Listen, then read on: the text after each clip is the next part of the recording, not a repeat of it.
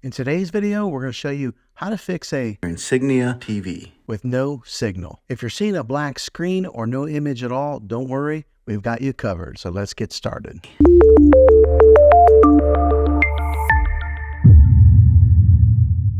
Step 1, check your connections. First things first, let's check all the connections, ensure that all the cables are securely plugged in, and this includes the HDMI cables, power cables, and any other connections that you might have. After you've done that, let's move on to the next step. Step 2, select the correct input source. Next, let's make sure that your TV is set to the correct input source. Using your remote, press the source or the input button to cycle through the available inputs until you find the one that your device is connected to. If you have multiple devices connected, make sure you're selecting the right one.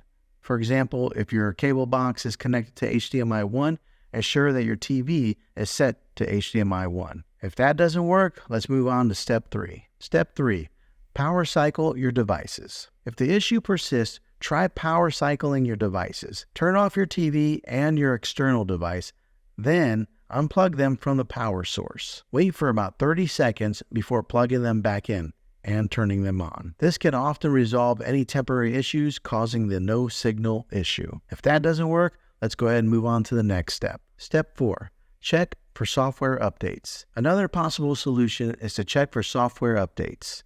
On your TV, go to Settings menu, then select Support and Software Update. If there's an update available, follow the on-screen instructions to install it. Depending on the year and model of your TV, this may look a little different.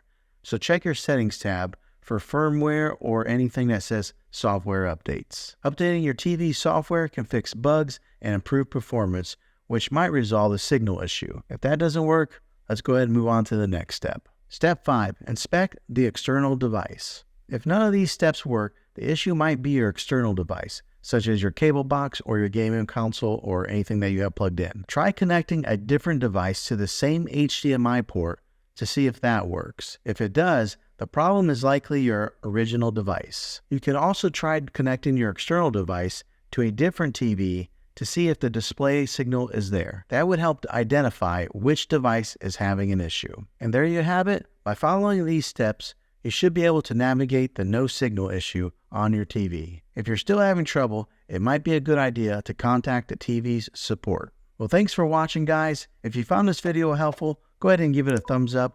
Go ahead and subscribe to my channel. I make tech videos all the time, and I would love to have you back in the next one. Take care.